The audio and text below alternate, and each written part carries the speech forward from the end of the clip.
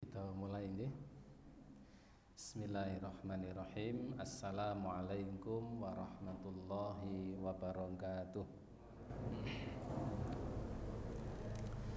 Innal hamdalillah nahmaduhu wa nasta'inuhu wa nastahdi wa natubu ilaih wa na'udzu billahi min syururi anfusina wa sayyiati a'malina. May yahdihillahu fala mudhillalah wa may yudlil fala hadiyalah. Asyhadu an la ilaha illallah wahdahu la syarikalah wa asyhadu anna Muhammadan abduhu wa rasuluh.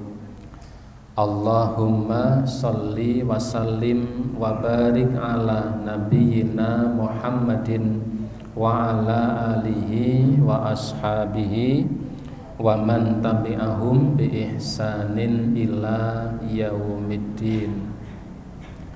Ibu bapak sekalian, para jamaah rahimakumullah, alhamdulillah, marilah senantiasa kita haturkan rasa syukur kita kehadirat Allah Subhanahu wa taala karena pada malam hari ini kita bisa melanjutkan kembali kajian kita untuk mengkaji tentang persoalan-persoalan yang terkait dengan ibadah kita, dan kita ambil dari kajian kitab Fiqih Al-Muyassar yang pada kesempatan yang telah lalu sampai pada bab yang menjelaskan tentang qada'il hajah, tentang buang hajat.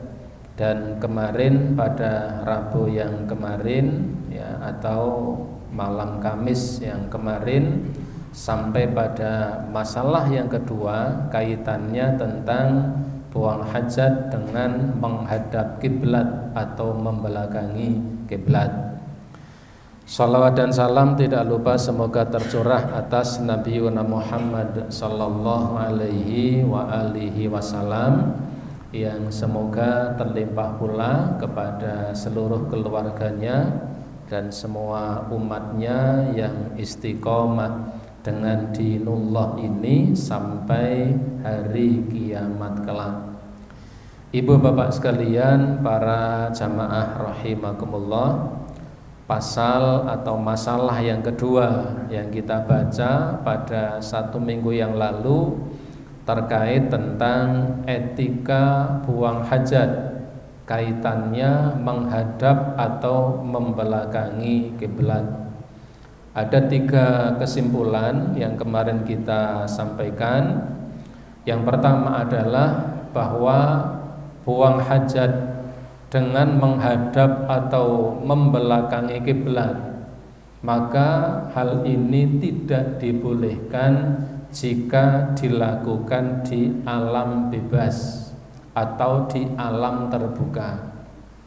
Jadi ketika kita buang air kecil atau buang air besar dan kebetulan di alam terbuka, di sawah atau di ladang atau di sungai yang tidak ada pembatas, ketika kita buang hajat, maka itu hukumnya tidak diperbolehkan ketika menghadap atau membelakangi kiblat.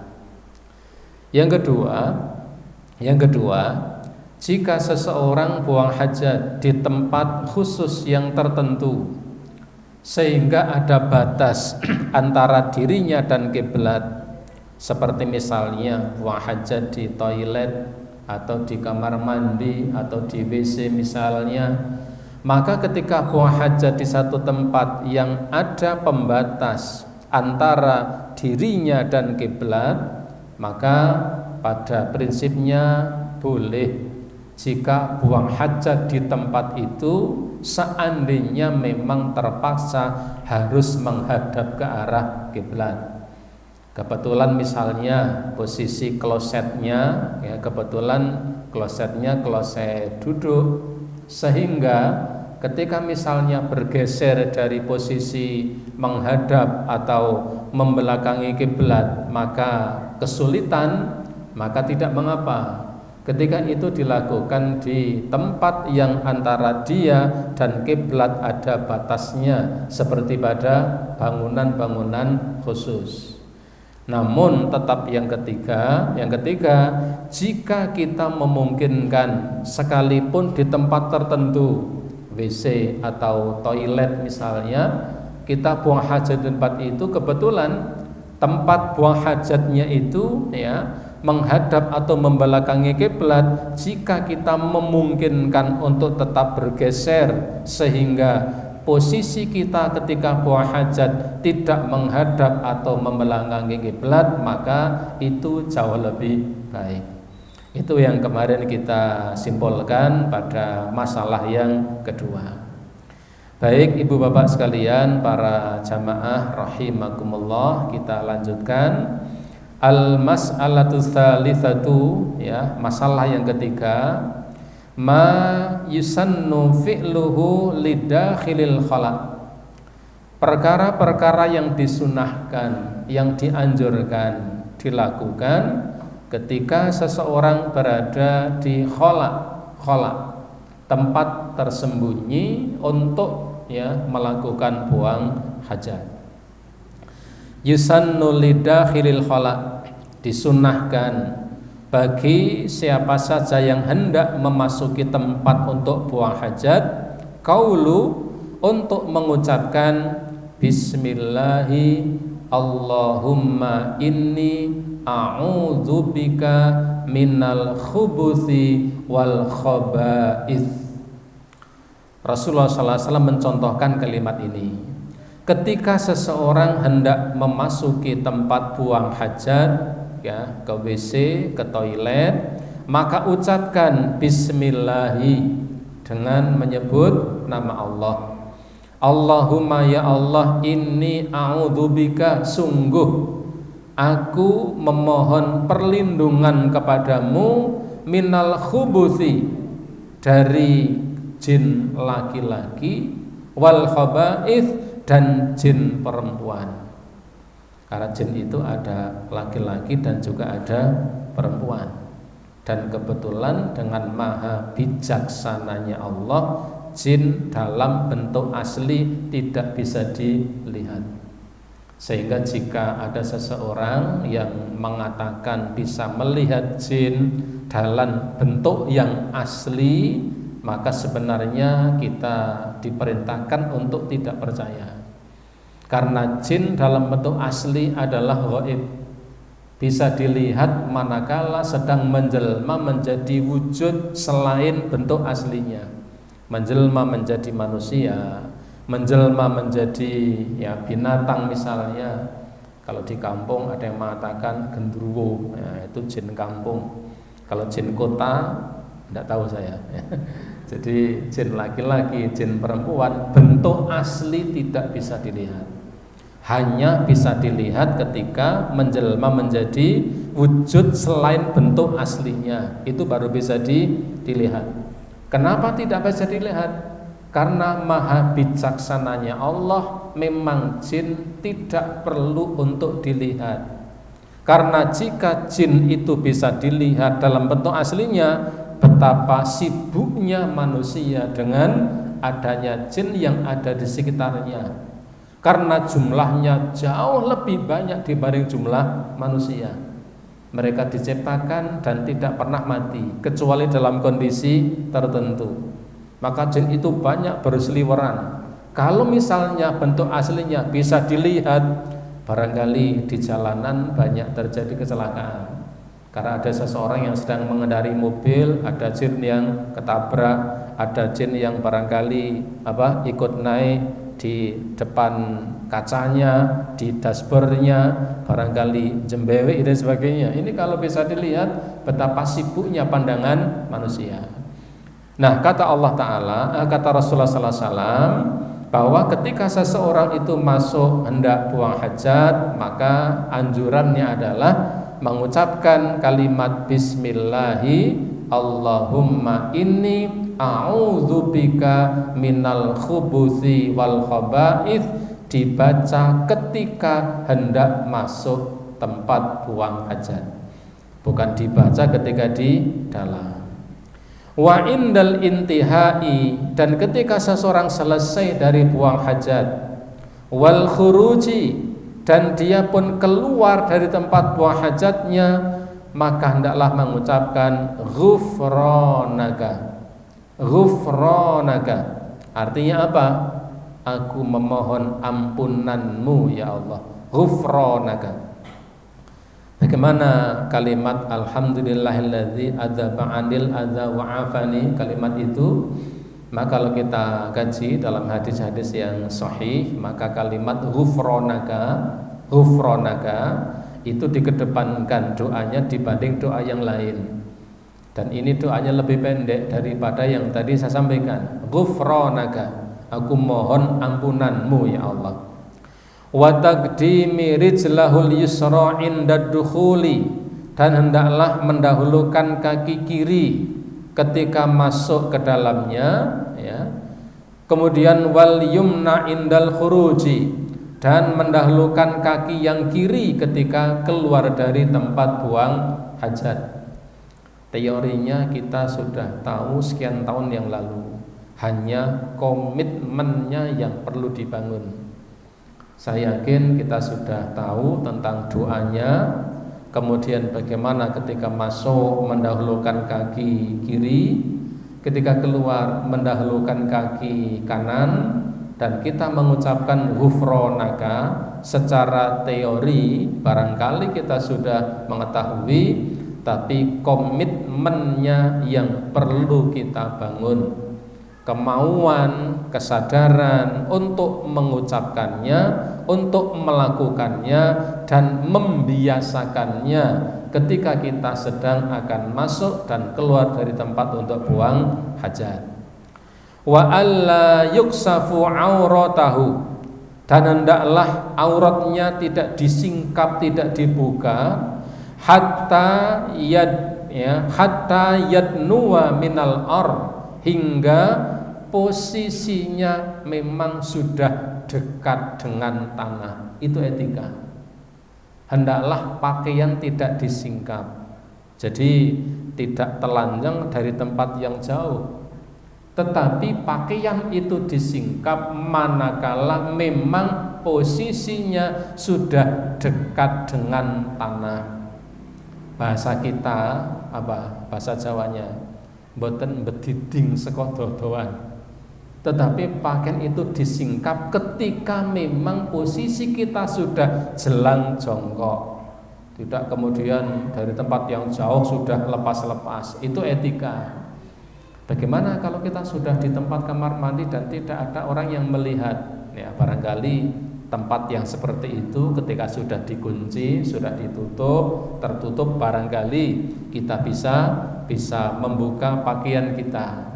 Tetapi ketika barangkali bukan pada tempat khusus untuk buang hajat, seperti dulu pada zaman Nabi, orang buang hajat itu pergi ke tempat yang jauh, sehingga ketika sudah hilang dari pandangan manusia, sudah karena jauhnya dari pandangan manusia, sudah tidak terlihat, kemudian dia jongkok. Dan ketika hendak jongkok itulah dia pun membuka bajunya atau membuka pakaiannya, tidak menyingkap auratnya kecuali hatta yadnuwa minal hingga memang posisinya sudah dekat dengan tempat untuk buang hajat.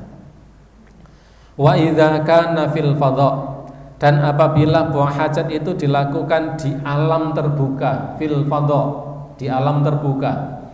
Dan barangkali suatu ketika kita menemukan kondisi yang seperti itu.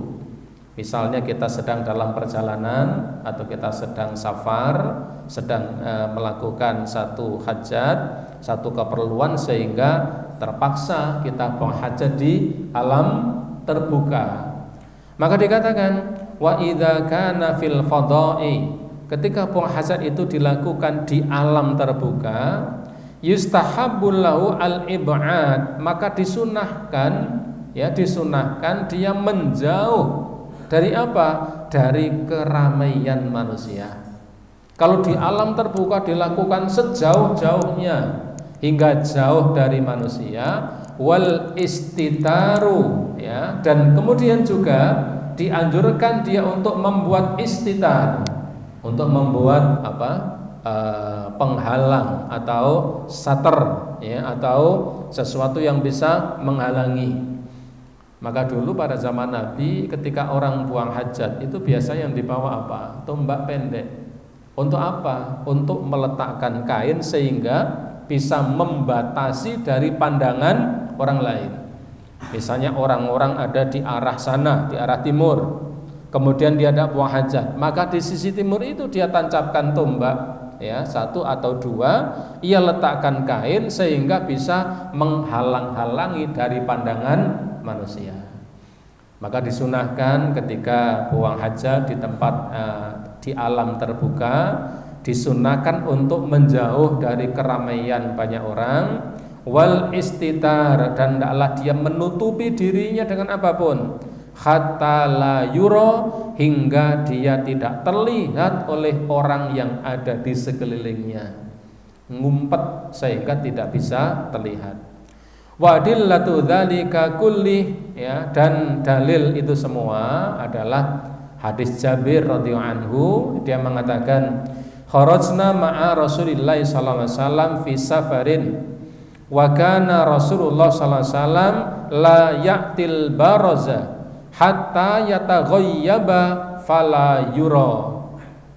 Kata Jabir, dia mengatakan, kharajna ma'a Rasulillah, suatu ketika kami keluar suatu keperluan bersama Nabi sallallahu alaihi wasallam fi safarin, pada suatu perjalanan. Wa kana Rasulullah sallallahu alaihi wasallam, dan adalah Rasulullah sallallahu alaihi wasallam la ya'til baraza, bahwa Rasulullah sallallahu alaihi wasallam itu tidak mendatangi tempat untuk buang hajat. Nabi tidak melakukan buang hajat hatta yataghayyab, hingga beliau pun menghilang. Menghilang itu karena 2 kemungkinan. Kemungkinan pertama karena saking jauhnya. Kemungkinan kedua mencari tempat yang bisa untuk menyembunyikan dirinya dari pandangan banyak orang. Maka kata Jabir, Nabi tidaklah melakukan buang hajat hingga, ya, yataghayyab, hingga beliau pun menghilang, fala yura, dan tidak bisa dilihat. Ini ketika seseorang itu buang hajat di alam terbuka, tidak seperti barangkali yang kadang kita temukan di pinggir jalan besar. Ada seseorang naik kendaraan, kemudian pintunya dibuka, kemudian dia pun berdiri lalu membelakangi jalan raya, dan kemudian dia pun kencing. Memang sudah membelakangi, tetapi orang yang lewat bisa melihat dari tumitnya sampai kepalanya utuh, hanya kencingnya menghadap ke sana, dan tidak demikian, ya, apalagi tidak istinja, tidak cewok. Cewoknya pakai obat kalau laki-laki, obat tabit, ya, jadi tidak istinja, ya, hanya obat tabit taki. Ini kan kadang di pinggir jalan raya itu kadang kita melihat yang demikian. Tidak demikian, mestinya apa? Mestinya, ya, dia pergi menjauh hingga tidak dilihat, atau apa? Bersembunyi dari pandangan manusia. Dan saya kira sekarang sudah banyak masjid-masjid misalnya yang ada toiletnya, sehingga barangkali kita bisa ke sana untuk melaksanakan buang hajat. Wa haditsun Ali radhiyallahu anhu qala, dan hadis Ali radhiyallahu anhu, beliau mengatakan, qala Rasulullah sallallahu alaihi wasallam, bahwa Rasulullah SAW bersabda, satara ma bainal jinni wa aurati bani adama idza dakhalal khala ayyakula bismillah.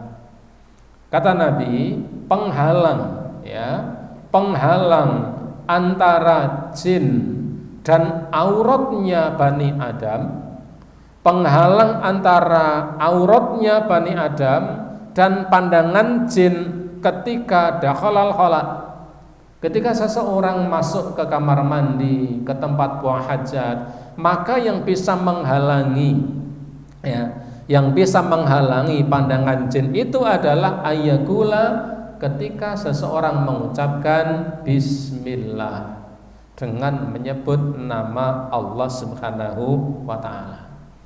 Maka ketika seseorang menyebut dengan kalimat bismillah, dengan menyebut nama Allah, kemudian ya disempurnakan dengan Allahumma inni a'udzubika minal khubuthi wal khaba'ith, harapannya adalah dia bisa mendapatkan perlindungan, ya, perlindungan Allah Subhanahu wa ta'ala dari godaan jin laki-laki dan jin perempuan, yang barangkali jin ini akan mempermainkan sesuatu sehingga menimbulkan kemadharatan bagi orang tersebut. Dengan apa? Misalnya memercikkan najis kepada pakaiannya, sehingga ketika dia melaksanakan sholat masih mengenakan pakaian yang kebetulan ada najisnya, sehingga kesempurnaan sholatnya akan menjadi berkurang. Dan kalau dia tahu tetap melakukannya, maka akan menjadi sholatnya tidak sah dan seterusnya. Itulah perlunya kenapa seseorang ketika masuk ke kamar mandi atau ketika tempat buang hajat memohon perlindungan kepada Allah dari godaan jin laki-laki dan jin perempuan. Agar apa? Tidak mendapatkan madarat.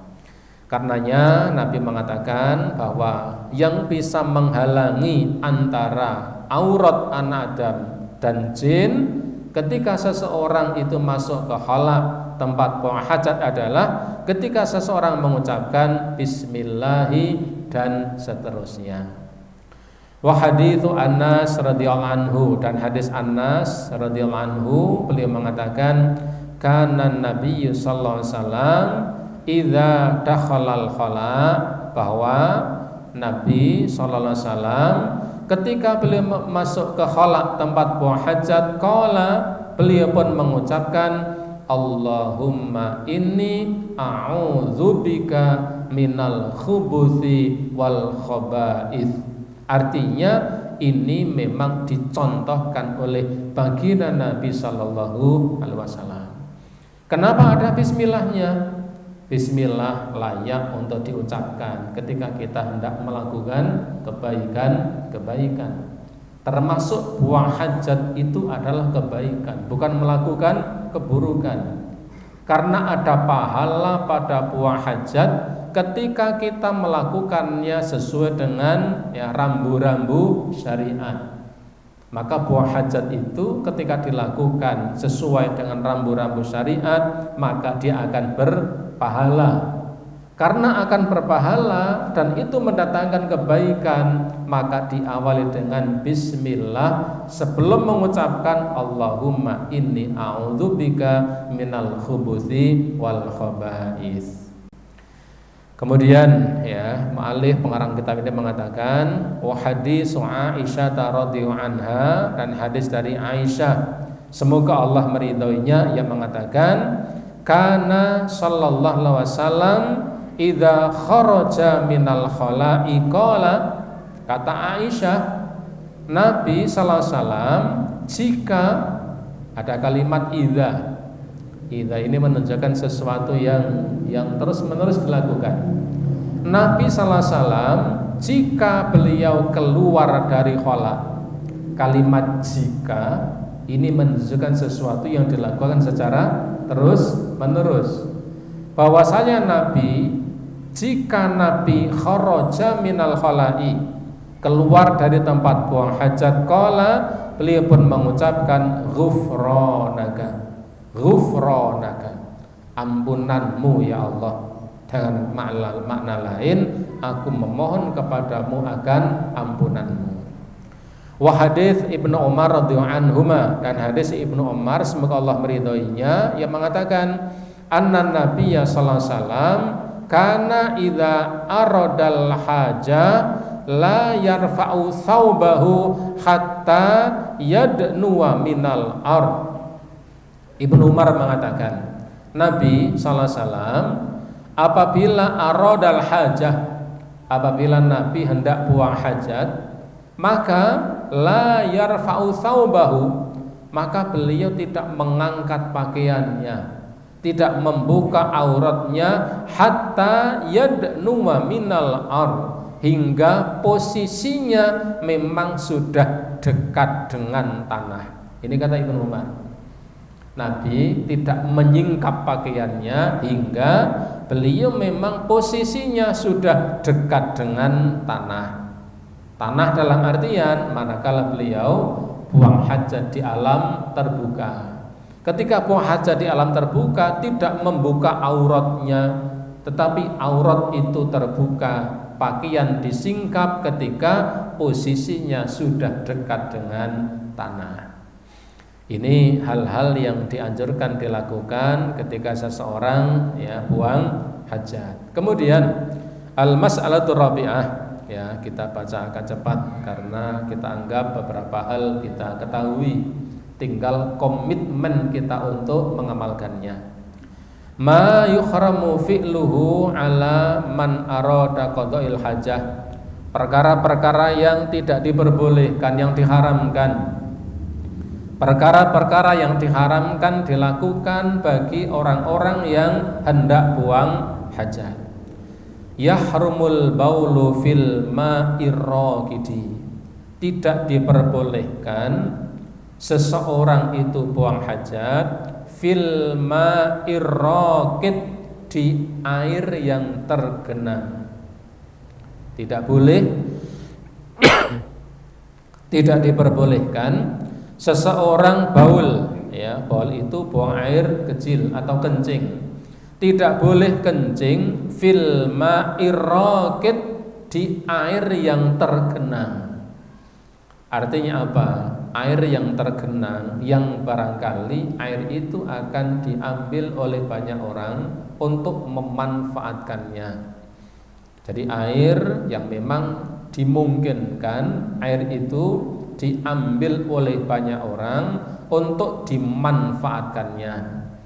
Tidak sebagaimana misalnya kebetulan ada tempat buang hajat yang letaknya ada di atas kolam misalnya, itu lain. Memang kolam untuk buang hajat.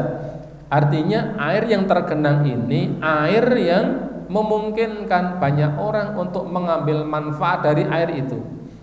Li hadis Jabir anin Nabi, sebagaimana hadis dari Jabir dari Nabi sallallahu alaihi wasallam, annahu naha anil bauli fil ma'ir raqidi, bahwasanya Nabi sallallahu alaihi wasallam melarang seseorang baul atau kencing fil ma'ir raqid, di air yang tergenang, yang barangkali sekali lagi orang-orang akan memanfaatkan air yang tergenang tersebut.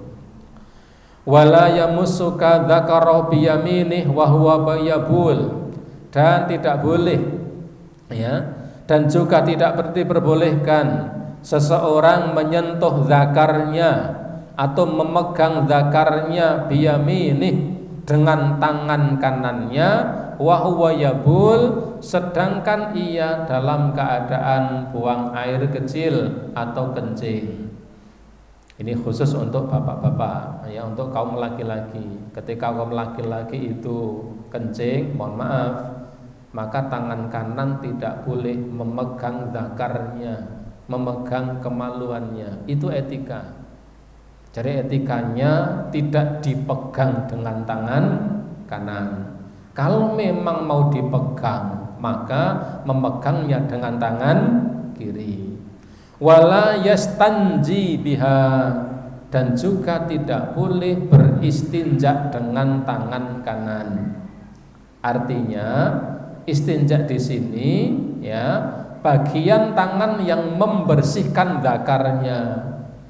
Bagaimana kalau tangan kanan mengambil air, kemudian tangan kiri yang bahasa Jawanya nyawi, yang nyeboi, bagaimana demikian?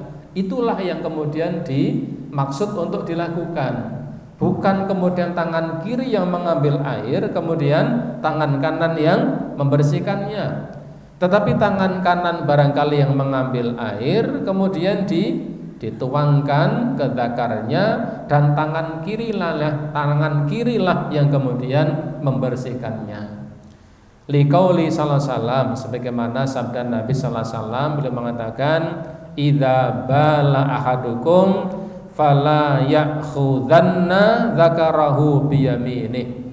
Apabila salah seorang di antara kalian kencing, fala ya'khudanna, maka janganlah di antara kalian memegang zakarnya biyamini, dengan tangan kanannya.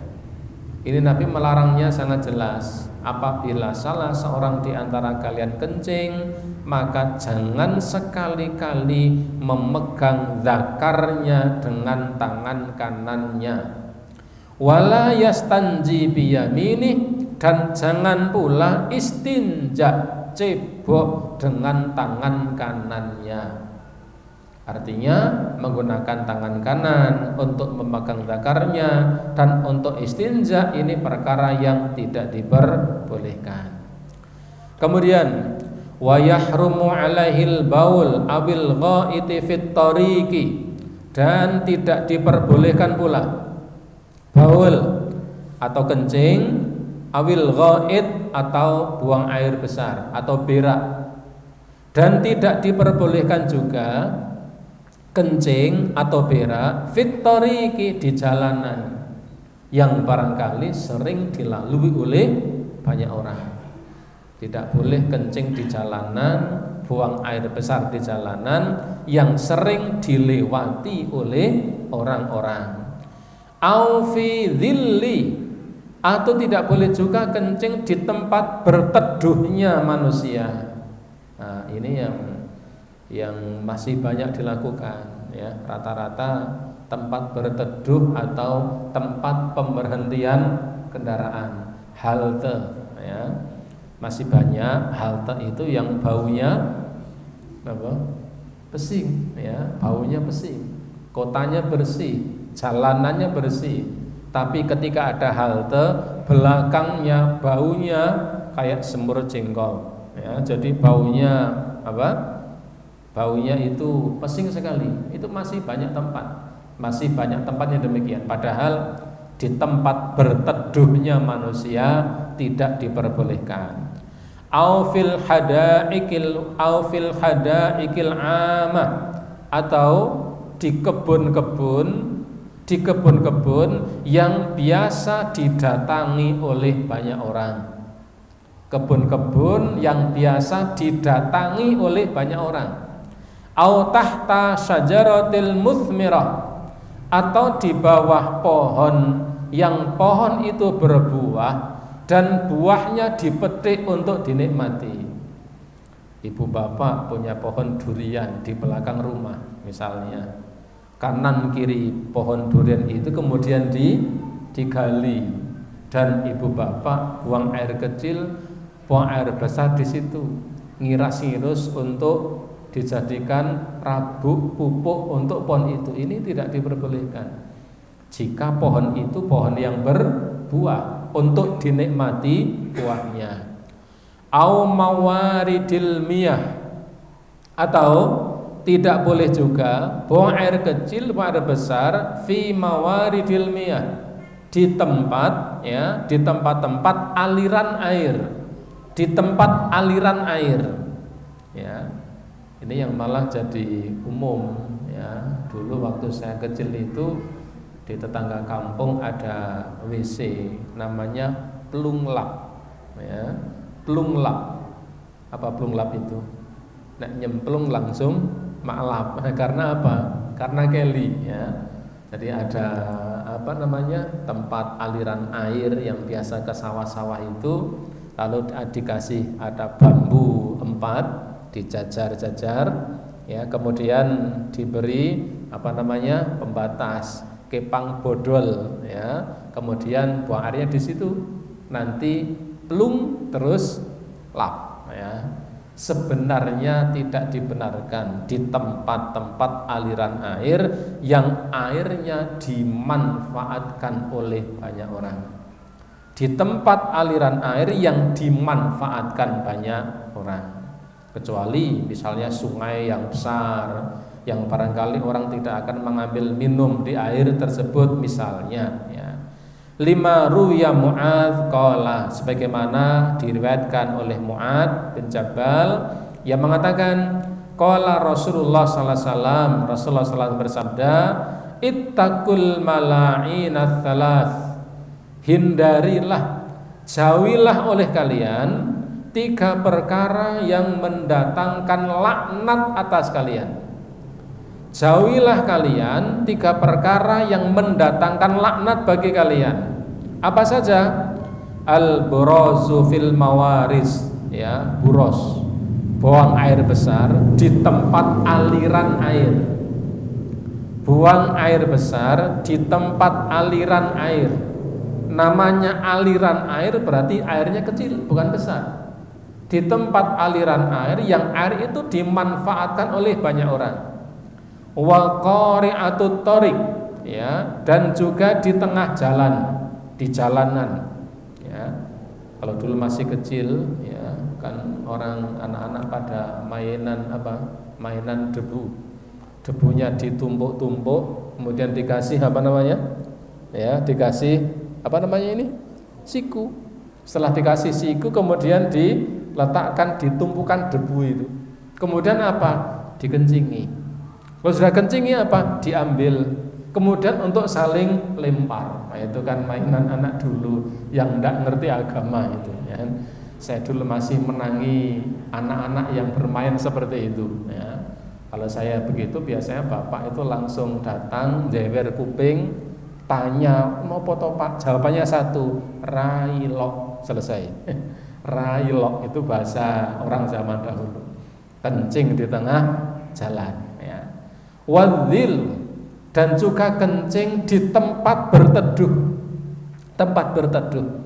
Barangkali tempat berteduh seperti zaman sekarang kan ada pos kamling, ada halte, tempat yang memang biasa dijadikan tempat berteduh sementara menunggu kendaraan, sementara menunggu seseorang, tempat untuk berteduh. Maka di tempat untuk berteduh, di tempat aliran air atau di jalanan yang dilalui oleh banyak orang, ketika seseorang kencing di situ, maka itu bisa mendatangkan laknat dari Allah Subhanahu wa taala.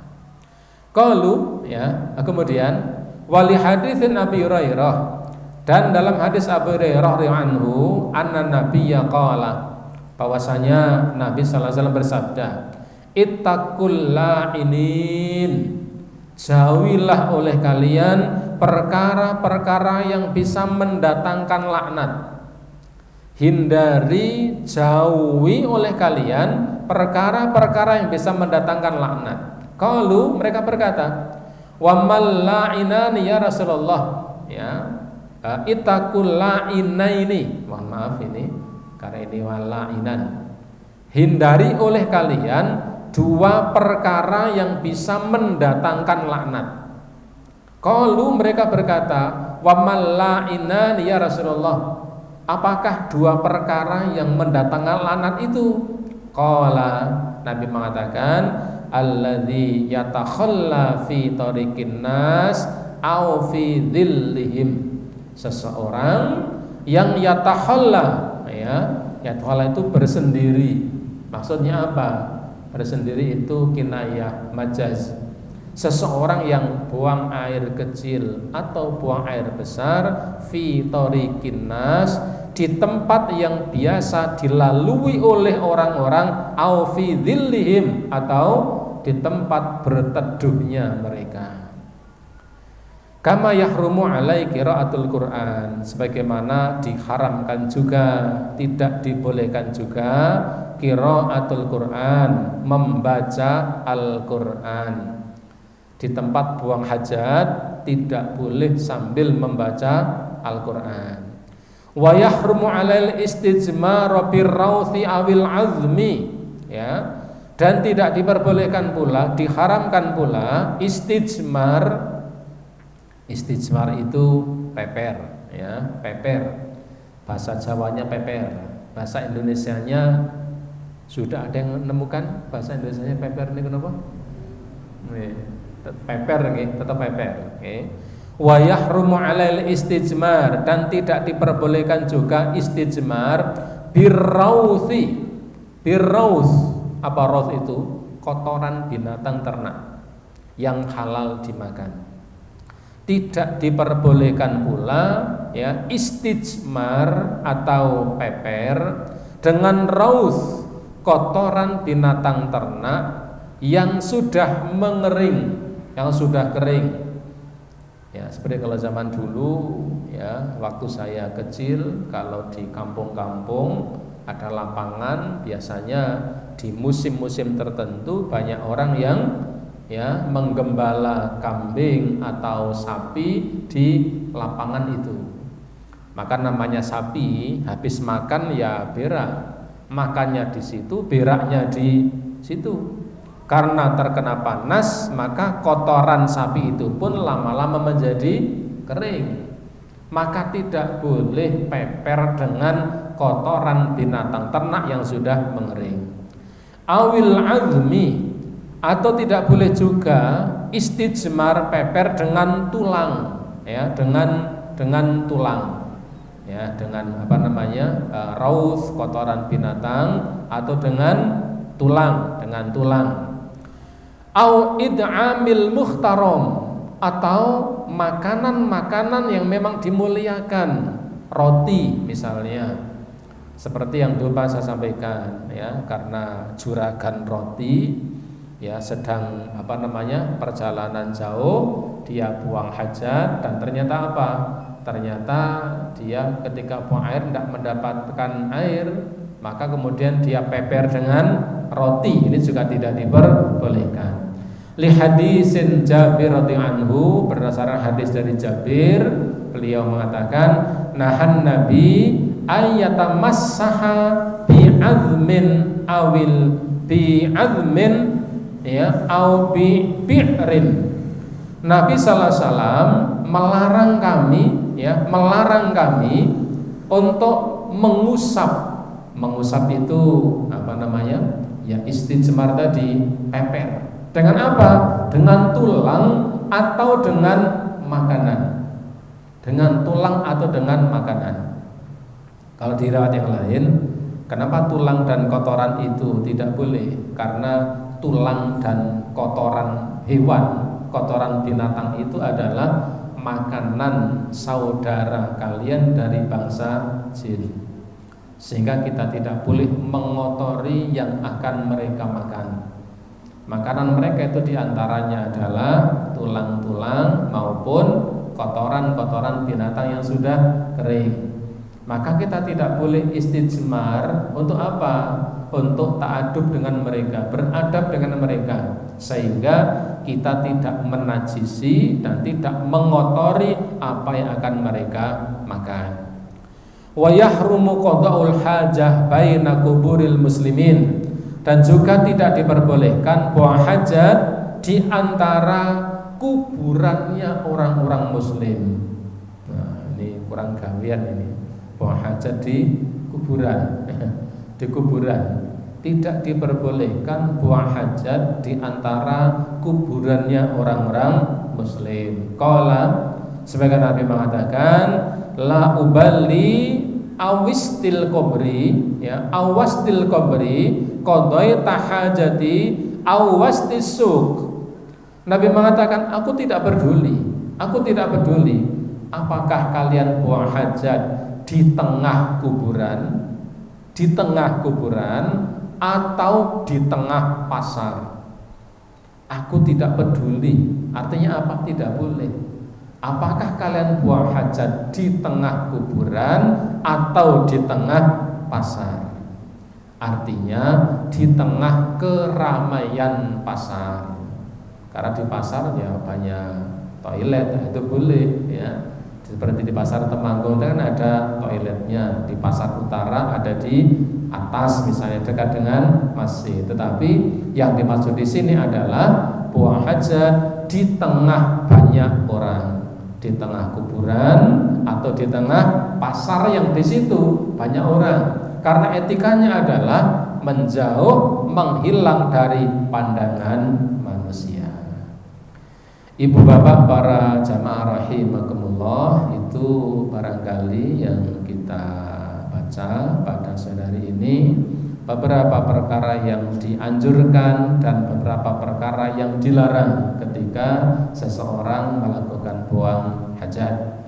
Semoga kita selalu mendapatkan bimbingan dari Allah SWT agar apa yang kita ketahui ini tidak hanya kita ketahui, tetapi menjadi komitmen bersama untuk kita mengamalkannya, sehingga sekalipun kita buang hajat, kita tetap mendapatkan pahala dari Allah Subhanahu wa ta'ala.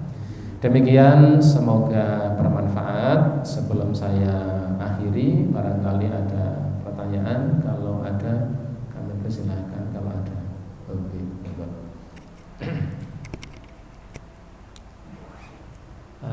Ustadz tadi disinggung masalah jin. Mohon maaf agak sedikit melenceng. Pertanyaannya, sebenarnya bisa tidak dari golongan jin itu secara fisik itu menyakiti manusia, bahkan membunuh begitu? Atau mungkin sebaliknya, manusia membunuh jin seperti itu secara fisik, apakah itu bisa? Karena saya pernah mendengar suatu riwayat bahwa salah satu sahabat Nabi, kalau nggak salah namanya Sa'ad bin Ubadah, itu dibunuh oleh jin gara-gara kencing di lubang jin seperti itu. Nah, apakah riwayat tersebut benar? Mohon penjelasannya, terima kasih. Jazakumullah. Pertanyaannya, apakah bisa jin itu menggoda manusia, menyakiti manusia, bahkan membunuh manusia? Bisakah? Pada prinsipnya bisa. Jin itu bisa menggoda manusia, bahkan bisa menyakiti manusia, dan bisa mencelakakan manusia. Yang barangkali ketika mencelakakan manusia, akibat mencelakakan itu bisa menyebabkan manusia itu sampai dengan meninggal dunia. Adakah bukti? Banyak ya, pada zaman sahabat beberapa kali terjadi. Bahkan Nabi sallallahu alaihi wasallam pernah tersihir. Dan tersihir itu bagian dari apa? Bagian dari tipu daya jin ketika menggoda manusia. Maka ketika kita hendak melakukan kebaikan, kita ta'awudz, a'udzubillahi minasyaitonir rajim. Kita memohon perlindungan kepada Allah dari godaan jin dan manusia.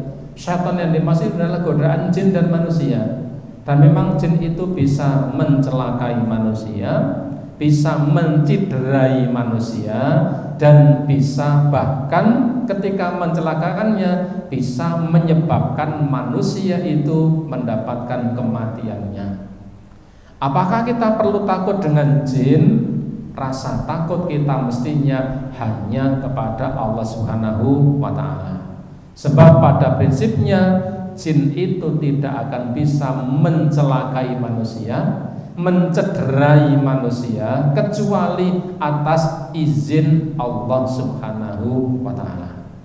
Jadi sekalipun mereka tidak bisa melihat kita, tidak bisa melihat mereka, dan mereka bisa melihat kita, maka kita tidak perlu takut, karena mereka adalah makhluk Allah dan kita makhluk Allah. Posisinya sama. Posisinya sama-sama makhluk Allah Subhanahu wa ta'ala. Dan mereka itu pada prinsipnya tidak akan bisa mencelakai manusia, mendatangkan madarat bagi manusia, kecuali atas izin Allah Subhanahu wa ta'ala. Kalau begitu, perlukah kita meminta perlindungan kepada jin? Haram hukumnya. Kalau kita meminta perlindungan kepada jin, kita tetap meminta perlindungan kepada Allah Subhanahu wa ta'ala. Karena dalam surat Jin Allah katakan, wa annahu kana rijalun minal insi ya'udzuna birijalin minal jinni fazaduhum rahaqa. Bahwa sungguh ada manusia-manusia yang meminta perlindungan kepada jin. Ya, dalam banyak hal, dalam kehidupan, keselamatan, masalah rizki dan lain sebagainya. Sungguh ada di kalangan manusia yang meminta perlindungan kepada bangsa jin. Kata Allah apa? Fazaduhum rahaqa. Dan jin itu tidak akan memberikan perlindungan kepada manusia kecuali hanya akan menyesatkan, dan menyesatkannya. Itulah bangsa jin. Artinya mereka bisa memadoroti manusia, mendatangkan celaka bagi manusia, tetapi pada prinsipnya atas izin Allah Subhanahu wa ta'ala. Karena itulah pentingnya kita selalu berlindung kepada Allah, ya, berzikir, berdoa, agar apa?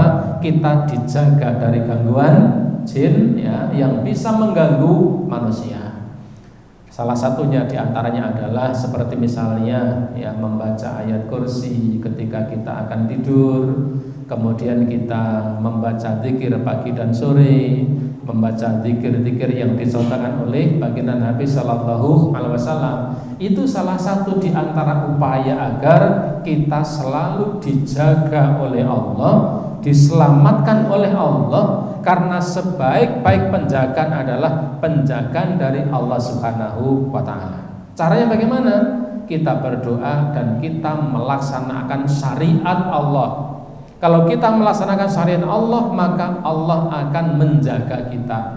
Seperti wasiat Nabi kepada Ibnu Abbas, Nabi mengatakan, ya ghulam, ikhfadillah yahfazka. Nah, jagalah Allah. Kalau kamu mau menjaga Allah, maka Allah akan menjaga kamu. Ihfadillah tajidhu tujahaka. Jagalah Allah. Kalau kamu mau menjaga Allah, maka kamu akan mendapati Allah selalu di hadapan kamu, dalam keadaan selalu menjaga kamu. Inilah pentingnya penjagaan dari Allah Subhanahu wa ta'ala. Allah alam bisawab. Cukup Ibu sekalian? Barangkali kita rasa cukup, dan masalah atau persoalan yang berikutnya, yang selanjutnya masih ada beberapa pasal. Apa yang dimakruhkan, ada yang disunahkan, ada yang diharamkan, dan ada yang dimakruhkan. Yang dimakruhkan ini apa saja, kita lanjutkan pada pertemuan yang akan datang. Ibu bapak, demikian, semoga bermanfaat, dan mari kita cukupkan dengan kafaratul majlis. Subhanakallahumma wa bihamdika asyhadu an la ilaha illa anta astaghfiruka wa atubu ilaik. Assalamualaikum warahmatullahi wabarakatuh.